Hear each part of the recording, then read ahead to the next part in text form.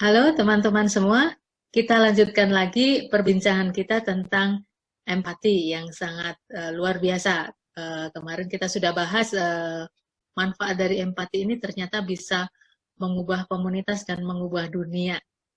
Nah, bersama saya sudah ada Mbak Widya, Dr. Maria Teresia Widya Stuti, seorang psikolog yang akan menjawab berbagai pertanyaan. Mbak Widya, saya ingin Oke, bertanya ini ya. gimana Mbak Sekarang Ana? ini kan kita ada Mhm, di masa pandemi COVID-19 ya. mhm, Nah, ya, kira-kira bagaimana kita bisa mempraktekkan empati itu khususnya di masa pandemi COVID-19 ini, Mbak? oke. Sebenarnya kondisi sekarang ini dengan kondisi COVID-19 ini, pandemi ini, itu masa yang sangat bagus untuk kita latihan empati. Untuk pertama kita tahu siapa saja orang yang empati, kemudian kedua tempat latihan itu iya gitu, tempat latihan, terus mengukur diri kita sendiri kita sudah punya empati seperti apa gitu. Karena seperti yang di sesi sebelumnya kan saya sudah pernah ceritakan tentang bagaimana impact secara global orang yang punya empati dari sedikit semua dan meluas gitu. Nah jadi di masa pandemi ini bagaimana caranya itu nggak usah yang besar-besar dulu, mungkin dari hal yang kecil gitu. Mulai dari pertama kita pakai masker misalnya gitu. Pakai masker kita perlu berpikir apakah uh, masker itu menjadi hal yang mudah untuk orang-orang di sekitar kita. Jangan-jangan ada orang yang kesulitan loh, mungkin dia cuma punya 2 masker gitu, masker kain, nggak punya masker yang ini, sedangkan ada orang-orang yang tertentu pakai double. Kalau saya pergi ke umum gitu, kalau sangat terpaksa keluar saya pakai double, masker yang medis terus kemudian pakai lagi masker kain gitu. Apakah orang punya seperti itu? Belum tentu. Jadi dari hal yang kita pakai keseharian, soal masker, soal antiseptik, itu kita bisa berbagi dengan cara itu. Kalau misalnya dirasa menjadi hambatan karena ekonomi, nggak bisa berbagi dengan cara itu, berbagi edukasi pun juga nggak apa-apa. Berbagi edukasi misalnya, ternyata di jalan sepanjang ini belum tentu semua orang tuh care untuk memakai itu, memakai masker atau menjaga jarak gitu ya. Itu kita bisa prosesnya adalah mengedukasi sehingga mungkin tidak pakai uang gitu, tidak perlu mengeluarkan biaya, itu bisa. Jadi sebenarnya berbagai alternatif itu ada, dari mulai kita mengedukasi yang lingkungan kita membantu orang lain yang membantu, misalnya gitu bisa, atau kita langsung memberikan materi itu bisa gitu.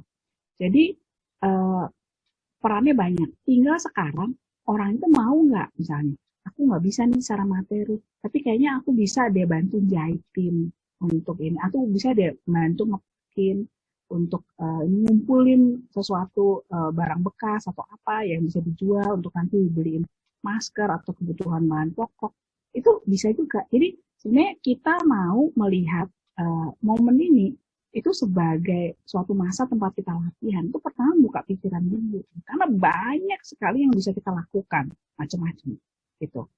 Nah, bahkan bisa di kendaraan di kereta gitu ya, kalau misalnya saya naik kereta itu juga gitu, ada orang yang mungkin lebih mepet-mepet gitu, itu kita bisa mengedukasi dia ke sana nih mbak ada apa gitu. Nah, tapi itu mungkin butuh communication skill yang bagus gitu, supaya orang nggak tersinggung dan sebagainya. Nah, jadi kita banyak deh itu, dari mulai yang tidak perlu mengeluarkan biaya sampai yang kita menyumbangkan untuk memberikan sesuatu. Itu banyak di masa Hmm. pandemik ini. Kira-kira sih seperti itu, Mbak. Hmm. Terus sekarang ini kan banyak orang yang ini ya muncul solidaritas sosial gitu ya di masa Mhm, COVID mhm, ini ya. Orang mhm, dengan berbagai caranya dia saling tolong menolong, seperti kemarin Mbak Widya bilang ada komunitas apa berbagi nasi masih, bungkus mhm, ya mhm. untuk orang Ya, lain. Nah, mhm, dan banyak lagi yang kita lihat ya di dalam masyarakat kita. Nah, sebetulnya mhm, apakah culture kita, budaya Indonesia ini mhm, ada unsur mhm, empatinya juga kalau Mbak Widya melihat komunitas atau masyarakat kita itu seperti apa? Apakah ada empati di nah, situ? Hmm. ini uniknya kita. Nah, bangsa kita ini itu termasuk bangsa yang sebenarnya punya empati tinggi, Hmm. bangsa yang punya empati tinggi. Terus kemudian bahkan saya contoh begini, di saat kondisi ekonomi susah karena COVID ini, gitu ya, di mana usaha banyak tutup dan sebagainya, tapi tak terlihat eh, kesulitan yang seperti bagaimana gitu ya. Kenapa? Karena saling support antar anggota keluarganya kah, komunitasnya kah, dan sebagainya. Sebagai support grupnya itu tuh terbentuknya cepat gitu.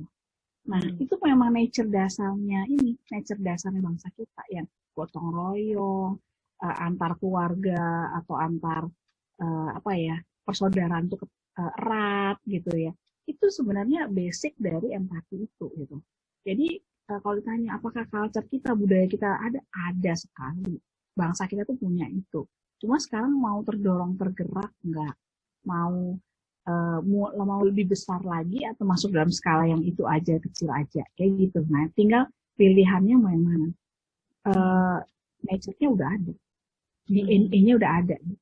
Kira-kira sih gitu, Mbak Anas. Sebenarnya kalau nature-nya sudah ada, mestinya sih kan tadi empati bisa mendorong sebuah perubahan ya, sebuah solusi juga ya untuk masyarakat. Sebetulnya kalau ini di masa pandemi ini kita kembangkan empati, sebetulnya mungkin juga kita bisa lama-lama juga bisa mengatasi wabah pandemi ini dengan lebih baik. Saya pikir begitu ya. Betul. Misalnya contoh ya, banyak orang tidak empati terhadap penderita COVID gitu. Dia tidak memikirkan jauh ke depan bahwa kalau dia nggak pakai masker, kalau dia nggak menjaga jarak, kalau dia tidak ini tuh impact kepada orang lain. Dibilang jangan ngumpul-ngumpul, kok ya masih tetap ngumpul. Itu kan nggak empati namanya kan. Betul. Nah itu kalau itu dia punya empati yang bagus gitu, dia nggak akan lakukan itu kok. Karena efeknya tuh korbannya banyak sekali. Gitu. Jadi balik lagi, empati itu dikalahkan oleh egoisme, gitu. Oleh egois individual. Jadi yang bisa ngalahin cuma itu. Gitu. Jadi kalau misalnya orang itu egonya tinggi sekali, dia pasti empatinya kurang. Gitu. Karena kan dia nggak bisa lihat dari sudut orang lain kan. Tapi kalau misalnya kita nih punya dari sudut orang lain, aduh kalau aku begini, nanti korbannya tambah banyak. Kalau dia begitu, dia korbannya tambah banyak. Jadi kita sama-sama ini gitu. Itu dari sudut antisipasi yang pre ya. Tapi kalau yang sudah kejadian ya kita menyumbang dan sebagainya, itu udah culture kita.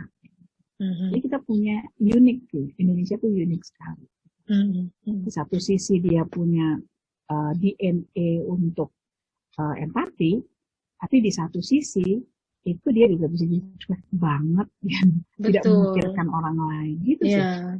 Karena saya juga melihat budaya misalnya tadi dikatakan harus memakai masker saja ya. Karena ini juga banyak tidak dilakukan orang gitu.